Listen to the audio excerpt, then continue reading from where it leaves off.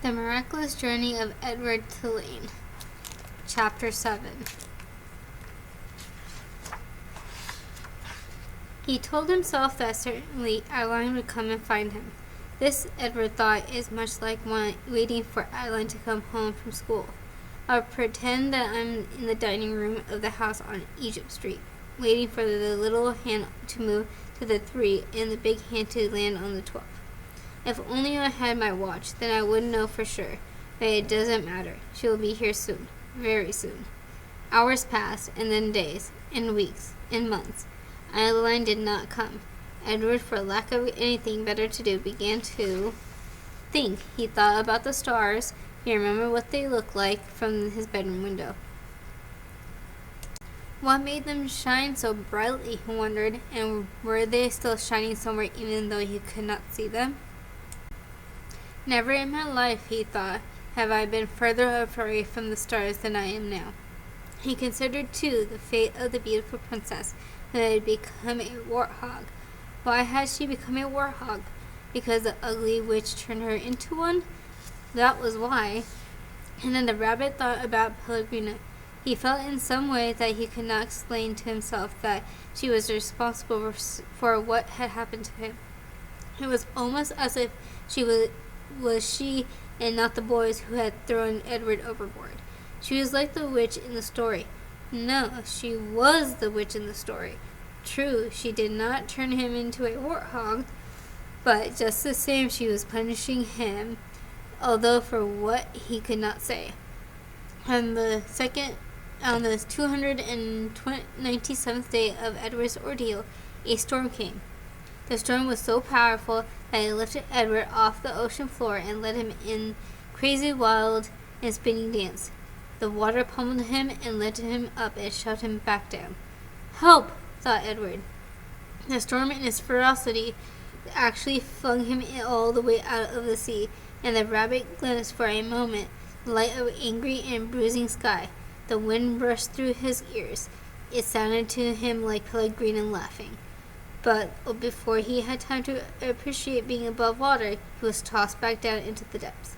Up and down, back and forth, he went until the storm was itself out, and Edward saw that he was beginning again his slow descent into the ocean floor. Oh, help me, he thought. I can't go back there. Help me. But still down he went. Down, down, down. And then suddenly, the great wide net of fishermen reached out and grabbed the rabbit.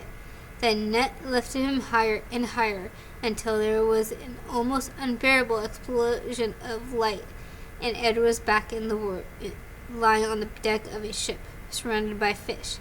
Ugh, what's this? Said a voice. Ain't no fish, another voice said.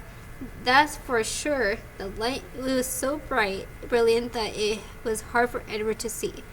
But finally shapes appeared out of the light and then faces, and Edward realized that he was looking up at 2 men, one young and one old. Look like some toy, said the grizzled old man. He bent and picked up Edward and held him up by his front paws, considering him. A rabbit, I reckon. It's got whiskers and rabbit's ears, or the shape of rabbit ears at least.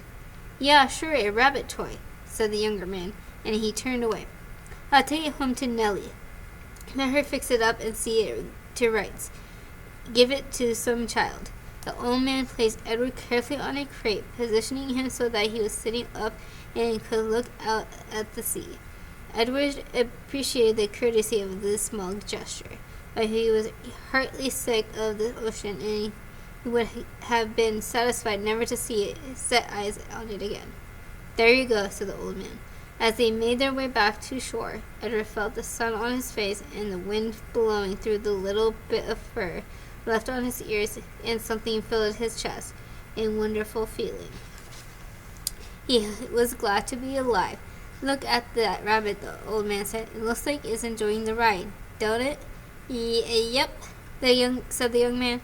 In fact, Edward Tulane was so happy to be back among the living that he did not even take umbrage at being referred to as it. Chapter 8. On land, the old fisherman stopped to light a pipe, and then, with the pipe clenched between his teeth, he walked home carrying Edward atop his left shoulder as if he were a conquering hero. The fisherman balanced him there, placed a calloused hand on Edward's back. He talked to him in a soft, low voice as they walked. "You'll like Nellie, you will," said the old man. "She's had her sadness, but she's an all-right girl." Edward looked at the small town blanketed in dusk, a jumble of buildings huddled together, the ocean stretching out in front of it all, and he thought that he would like anything and anybody that was not a bottom of the sea. "Hello, Lawrence," called a woman from the front of a shop. "What you've got?" "Fresh catch," said the fisherman. "Fresh rabbit from the sea." He lifted his cap and the lady and kept walking. "There you are now," said the fisherman. He took the pipe out of his mouth and, pointing with the stem of it at the star in the purpling sky, "There's your North Star right there. Don't never have to be lost when you know where that fellow is." Edward considered the brightness of the small star. Did they all have names, he wondered? "Listen to me," said the fisherman, talking to a toy. "Oh, well, here we are then," and with Edward still on his shoulder, the fisherman walked up a stone-lined path and onto a little greenhouse. "Look here, Nellie," he said. "I brought you something from the sea." "I don't want anything from the sea," came a voice. "Aw, now, don't be like that now. Come and see then." An old woman stepped out of the kitchen, wiping her hands on an apron. When she saw Edward, she dropped the apron and clapped her hands together and said, "Oh, Lawrence, you bring me a rabbit." "Direct from the sea," said Lawrence, and he took Edward off his shoulder and stood up on the floor and held onto his hands and made him take a deep bow in the direction of Nellie. "Oh," said Nellie, "here." She clapped her hands together again, and Lawrence passed Edward to her. Nellie held the rabbit in front of her and looked him over from tip to toe. She smiled. "Have you ever in your life seen anything so fine?" she said. Edward felt immediately that Nellie was a very discerning woman. "She's beautiful," breathed Nellie. For a moment Edward was confused. Was there some other object of beauty in the room? "What will I call her?" "Susan," said Lawrence. "Just right," said Nellie. Susanna. She looked deep into Edward's eyes. "First off, Susanna, will you need some clothes, won't she?"